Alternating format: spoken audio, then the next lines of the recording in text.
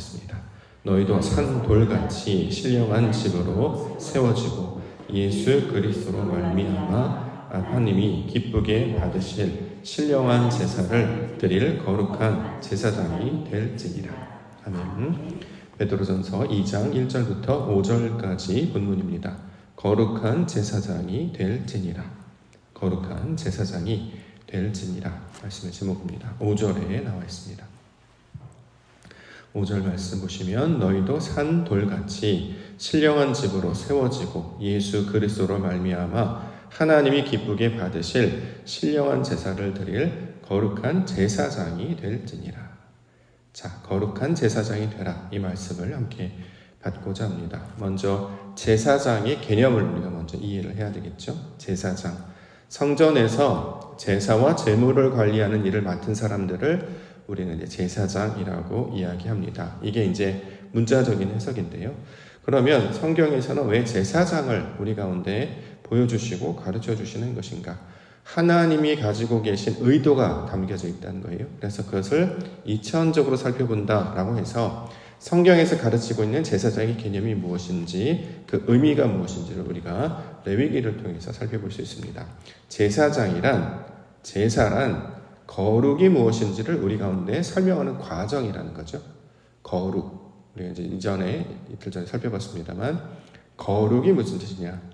깨끗하다, 정결하다, 이런 말이잖아요. 이게 무슨 뜻이냐면, 육신의 본성이 다 제거되고, 온전히 하나님의 것으로만 채워지고 충만한 상태. 이걸 거룩. 그래서 이걸 구별됨. 그러니까 이제 우리로 따지면 범상치 않다. 특별하다.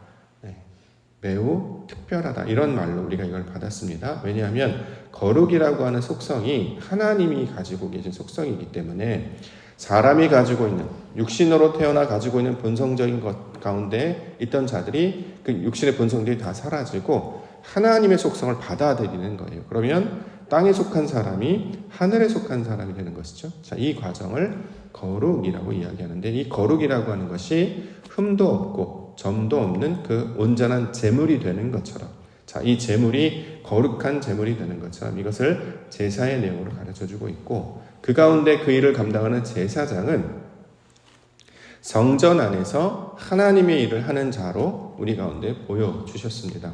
따라서 이 제사장이라고 하는 것은 하나님의 일을 하는 사람들, 자, 하나님의 말씀을 가지고 하나님께서 우리 가운데 역사하시는 그것을 소망하는 사람들을 가리키는 말로 이 제사장이라는 의미를 우리가 살펴볼 수 있습니다. 자, 그렇기 때문에 이걸 이제 궁극적으로 적용을 해보면 이 제사장을 보여주시고 가르쳐준 목적은 뭐냐면 저와 여러분들이 제사장이 되게 하신다는 거죠. 하나님의 일을 하는 사람들. 그러면 하나님의 일은 그럼 뭐냐? 성경에서 말하고 하는 하나님의 사역, 하나님 나라, 하나님의 일은 무엇이냐? 뜻이 하늘에서 이루어진 것 같이 땅에서 이루어지는 것을 하나님의 일이라고 이야기합니다. 이걸 이제 히브리어로 베레시트라고 말한다, 가르쳐드렸죠. 이게 창세기의 내용이었습니다. 그래서 창세기 내용을 쭉 살펴보면 하나님의 일이 나와 있습니다. 1장에서는 그건 7날로 설명을 하고 있고, 하늘에서 이루어진 그 하나님의 뜻이 땅이라고 하는 우리 가운데 이루어지게 되는 거예요. 그럼 우리가 어떻게 되냐? 거룩한 자들이 된다는 거죠. 그래서 이 거룩한 자들이 되는 것을 제사장, 거룩한 제사장 의미로 우리 가운데 가르쳐주고 있습니다. 실제로 이 제사의 역할을 한 자들이 바로 누구냐면 레위 지파 사람들이잖아요. 레위 지파. 땅의 기업이 없이 하나님을 기업으로 받은 자들이 바로 레위 지파였어요. 근데 이 레위 지파가 원래 의미가 연합하다라는 뜻을 가지고 있었습니다. 창세기 29장 34절에 보면 그가 또 임신하여 아들을 낳고 이르되 내가 그에게 새 아들을 낳았으니 내 남편이 지금부터 나와 연합하리로다 하고 그의 이름을 레위라 하였다. 레위라고 하는 것은 이제 남편과 연합하다, 이런 뜻이었어요. 근데 이걸 보면 1차원적으로 보면 이제 자기 남편을 가리키는 말이겠으나 성경에서 말하는 남편은 말씀을 가진 자라는 뜻이었잖아요. 그렇죠? 그러니까 결국 우리가 기다리고 만나야 될 남편이 누구냐? 그 남자가 누구냐? 그리스도라는 거죠. 그래서 그리스도와 연합하는 자가 되는 것이 레위입니다. 우리가 마태복음을 살펴볼 때 예수님의 제자 중에 마태가 있었죠. 마태.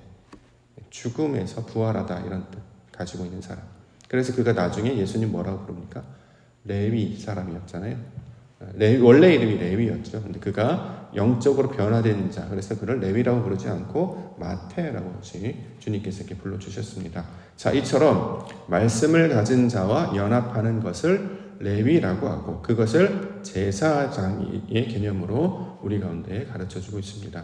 궁극적으로 그러면 저와 여러분들이 무엇과 결합하냐면 말씀과 연합하고 말씀과 결합하는 거예요. 그리스도와 결합하고 예수와 연합하는 것입니다. 그러면 그것을 가리켜서 거룩한 제사장이다 이렇게 이야기한단 말이죠. 베드로전서 2장 9절 그러나 너희는 택하신 족속이요 왕 같은 제사장들이요. 우리가 잘 알고 있는 본문 우리를 향해서 왕 같은 제사장이다. 왕이기도 하고 제사장이기도 하고 선지자이기도 하고 이걸 이제 신학적 용어로는 삼중직 이렇게 이야기합니다만 구별된 자라는 뜻이었잖아요. 왕도 구별되고 제사장도 구별되고 선지자도 구별되다. 특별하다. 왜? 하나님의 말씀을 따르는 자들이기 때문에 그렇습니다. 그러므로 이 말씀을 따르게 하시는 자들을 거룩한 제사장이나 왕이나 선지자로 부르신 이유는 목적이 있기 때문이죠. 베드로전서 2장 9절 보시면 맨 마지막에 이는 그의 기이한 빛에 들어가게 하신 이의 아름다운 덕을 선포하게 하려 하십니다. 자, 우리를 부르신 그 빛으로 들어가게 하신 그분의 아름다운 덕, 그분이 행하신 일을 세상 가운데 전파하기 위하여, 선포하기 위하여 왕같은 제사장이 되게 하셨다. 자, 이렇게 이야기합니다. 그러면 저와 여러분들을 부르셔서 거룩하게 하시고 거룩한 제사장처럼 되게 하시는 그 이유와 목적은 뭐냐면 결국 하나님의 영광을 바라는 사람, 하나님의 영광을 나타내는 자가 되게 하시려고 저와 여러분들을 불러주셨다는 거죠. 그래서 이것을 성경에서는 복음이다 이렇게 이야기합니다. 기쁜 소식. 세상에 무엇을 위해서 살아가야 될까? 어떤 것에 가치를 두며 살아가야 될까? 이거의 방향성을 우리가 확정하지 않으면 그냥 흘러가는 대로 살죠. 아무런 의미도 가치도 의욕도 없이 그냥 흘러가는 대로 지나서 내가 지금 뭐 하면서 살았지? 뭘 위해서 살아야 되지? 그러다 보니까 삶의 동력이 떨어져요. 그냥 먹고 사는 것에서만 우리가 매여 있으면 그것만큼 피곤한 일이 없습니다. 먹고 사는 일에만 우리가 마음을 둔다고 하면 가치로운 일에 마음을 두지 않고 목적 있는 일에 두지 않으면 사람이 지치고 메말라 간단 말이죠. 가치와 소망이 없으면 그렇게 살아갈 수 없다라는 것입니다. 근데 놀랍게도 하나님께서 우리 가운데 우리를 이 땅 가운데 보내셔서 생명을 주시고 살게 하시는 이유는 하나님, 그 보이지 않는 하나님의 영광을 빛을 발산하는 그 영광의 백성들이 되게 해주시려고 우리를 불러주셨는데 우리가 이 말씀을 통해서 이걸 깨닫게 되면 우리가 이 땅 가운데 보내심을 받은 그 이유가 또 인생을 살아가는 그 목적이 하나님을 아는 것에 있구나 이것을 우리가 깨닫게 된다고 하면 그 분명한 목적 꼴이 뭔지를 알게 된다고 하면 더 집중하게 되고 가치 있게 되고 의욕으로 소망으로 살게 된다는 것이죠. 그래서 하나님이 없던 자, 의욕도 없고 소망이 없던 그런 자, 욕망만 있고 정욕만 있고 자랑만 있었던 자들에게 하나님께서는 하나님의 소망을 주셨어요. 이걸 우리 비전이라고 보통 이야기하는데 비전을 주시니까 그 소망으로 말미암아 하나님의 나라를 구하고 그의 뜻을 찾고 그래 그가 역사하실 것을 늘 바라며 살게 된단 말이죠.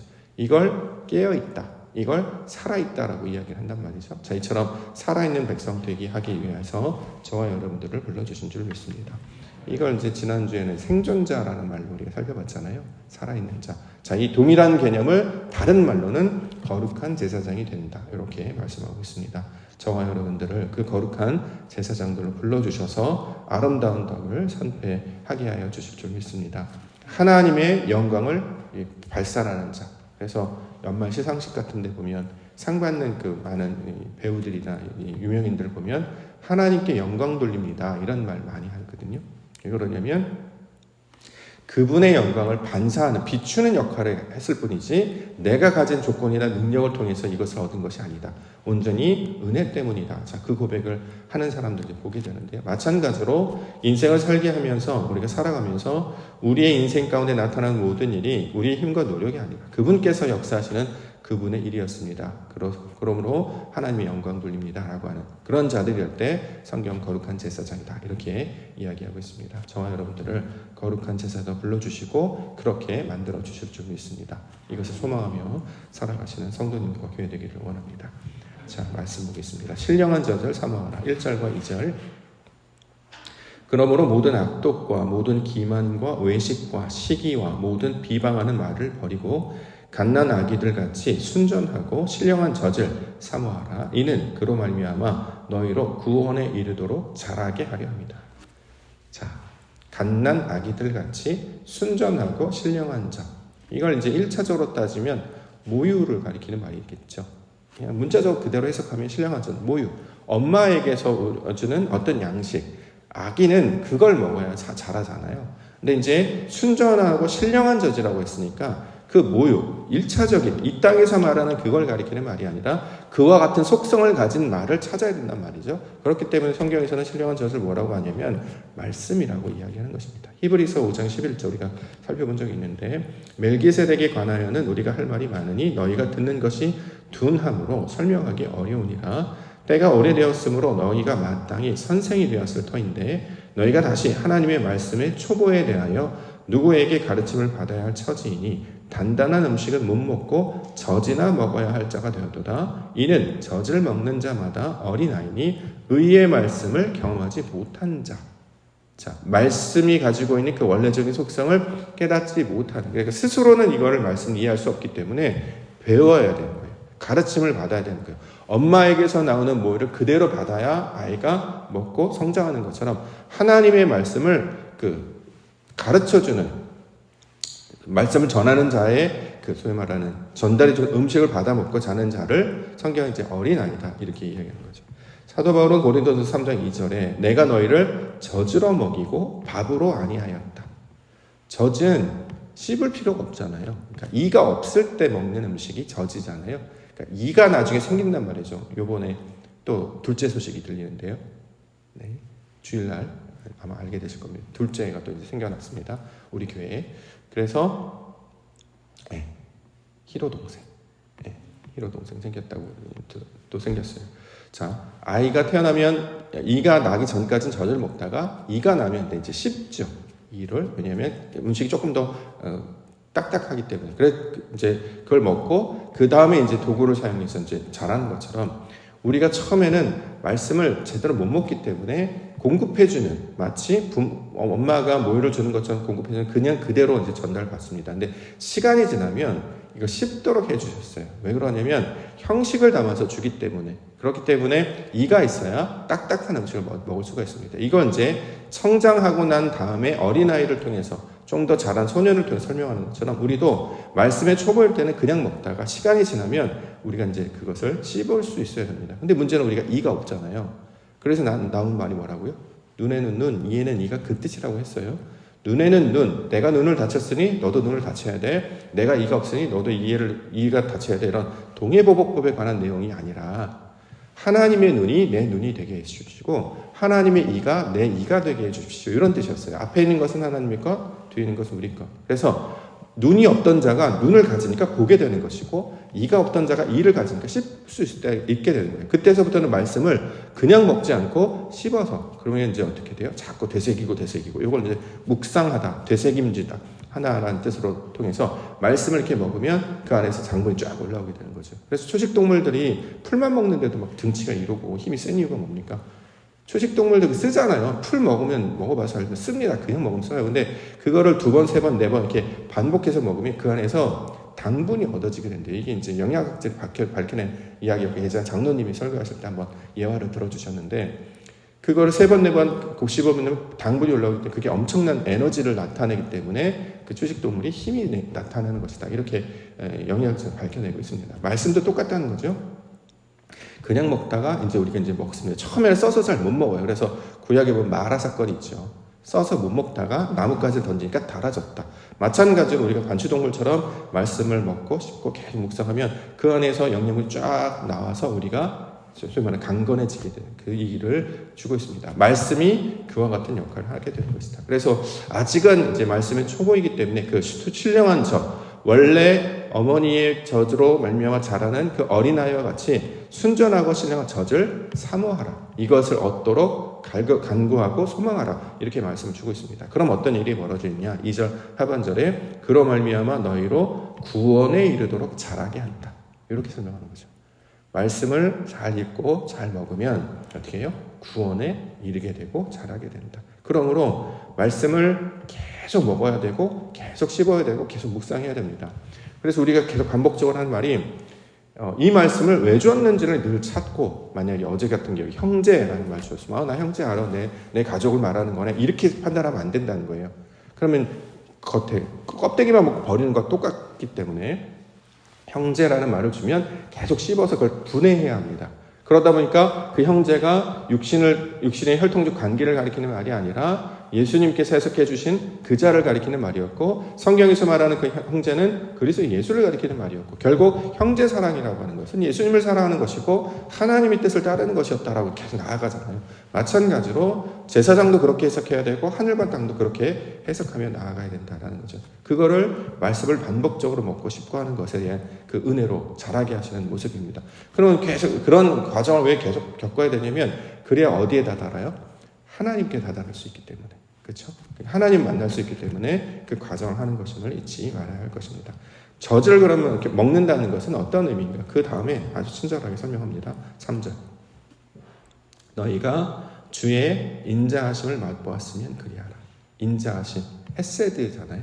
자, 이거를 맛본다는 거예요. 하나님의 것을 맛본다는 거예요. 이걸 인자하심이라고 이야기합니다. 우리가 뭐 착하게 하다, 부드럽게 하다, 따뜻하게 하다, 뭐 이런 것들도 인자하심으로 이해할 수 있겠습니다만, 성경에서 말하는 헤세드, 은혜, 긍휼, 뭐 이런 말로 해석이 되는 그 헤세드는 인자하심인데, 어떻게 설명하냐면 하나님이 가지고 계신 그 속성을 우리가 경험하게 되는 것을 맛본다라고 이야기합니다.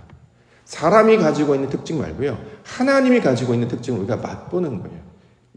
이걸 이제 우리가 계속 묵상하셔서 이게 무슨 뜻인지를 살피셔야 됩니다. 간접적으로 조금씩 맛볼 때가 있어요. 뭐냐면, 교회 안에서 신앙생활을 하다 보면 정말 하나님이 하시는 일 같은 경험을 하는 경우 있잖아요. 예를 들어서 우리가 이제 사랑도 그렇고 용서도 그렇고 그다음에 긍휼도 그렇고, 사람의 능력으로는 나 같으면 못할 텐데 정말 대단하시다, 어떻게 그러실 수 있지, 하나님께 주신 은혜를 받는 자는 저렇게 되는 것인가 라고 감화감동을 받고 감격을 받을 때, 마치 하나님이 하시는 일을 경험하는 것과 같은 그런 경험을 할 때가 있다는 거예요. 그걸 성경에서 헤세드라고 이야기합니다. 하나님이 많이 하실 수 있는 그 감동 감화를 우리로 맛보게 하시는 것, 이게 바로 우리가 사모해야 하는 목적이라는 거예요. 그래서 성경에서는 항상 자원하라 또는 힘에 지나도록 하라, 자꾸 이야기를 해요. 할 수 있는 만큼만 하라가 아니라 더 하라는 거예요. 왜요? 그 다음에 있는 것, 하나님의 것을 찾고 구하는 자들이기 때문에. 왜냐하면 최선을 다하고, 우리가 이제 공부할 때 그런 말 하죠.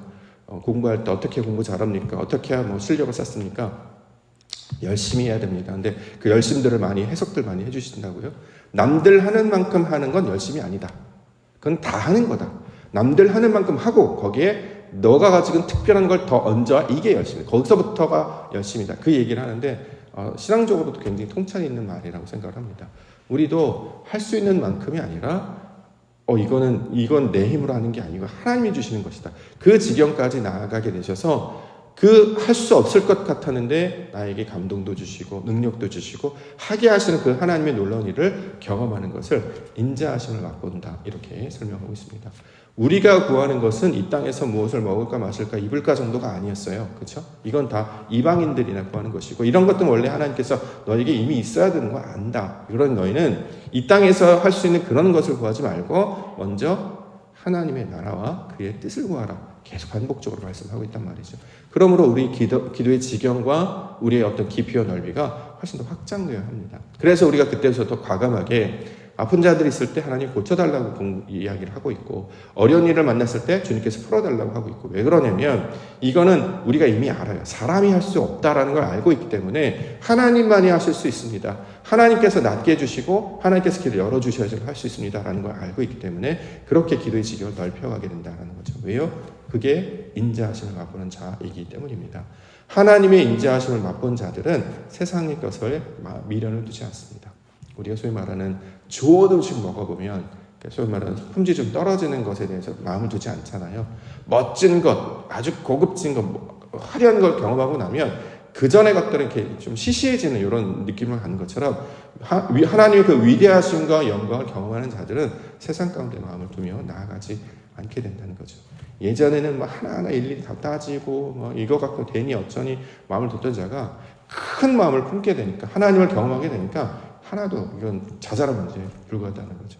보통 우리가 이제 땅에 살다가 이제 롯데타워나 이런 데 가서 하늘에 올라가 세상 내려다보면 이제 발 아래에 있는 것처럼, 등산해서 산에 올라가면 땅 아래에 있는 것처럼 세상의 문제가 문제로 안 보이고 넓게 보면 아무런 큰 문제가 안 된다. 그러므로 자꾸 이렇게 확장해서 보는 연습을 우리 가운데 하게 된다는 거죠. 그래서 성경에서도 보면 마음을 넓히라, 가슴을 넓히라, 큰 사람이 되라, 사나이가 되라, 이런 말을 반복적으로 하고 있는데, 오늘은 거룩한 제사장에 관한 이야기를 하고 있습니다.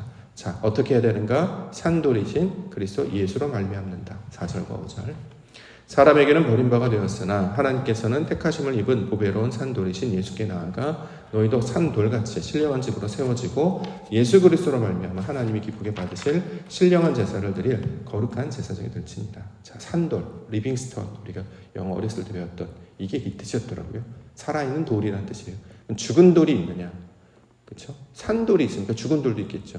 죽은 돌이라고 하는 것은 기능과 역할이 없는 상태가 죽은 돌이겠죠. 그냥 길가에 이제 부딪히는 돌, 모가난 돌, 이게 쓸데가 없어서 성전을 이룰 수도 없고 성벽을 세울 수도 없잖아요. 뾰족뾰족하기 때문에. 근데 다듬어진 돌은 벽을 세울 수 있고 집을 만들 수 있는 재료가 됩니다.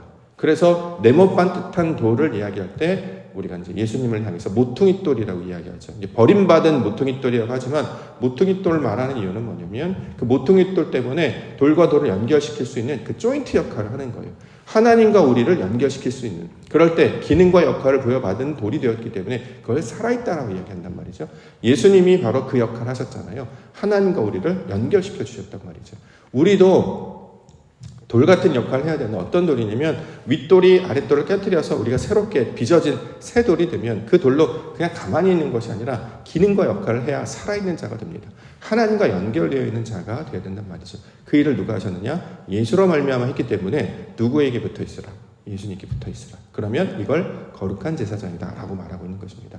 예수님이 우리 가운데 가르쳐주는 말씀, 그가 우리 가운데 보여주셨던 그 사역, 그가 우리 가운데 나타났던 모든 것들을 우리가 늘 따라가서 어저께 말씀처럼 베냐민 동생이 요셉 형을 통해서 구원을 얻게 된 것처럼 우리도 예수님을 딱 붙잡고 그의 음성을 붙잡고 나아갈 때, 그와 연합할 때, 그와 연결될 때 살아있는 도 역할을 감당할 뿐만 아니라 거룩한 제사장으로 만들어지게 될 줄 믿습니다. 이 말씀의 개념을 이해하시고 하나님의 나라 그 거룩한 자들로 살아가시기를 소망하시며 그 놀라운 영광을 나타내시기를 기도하는 우리 믿음의 백성들 되시기를 주의 이름으로 간절히 축원합니다.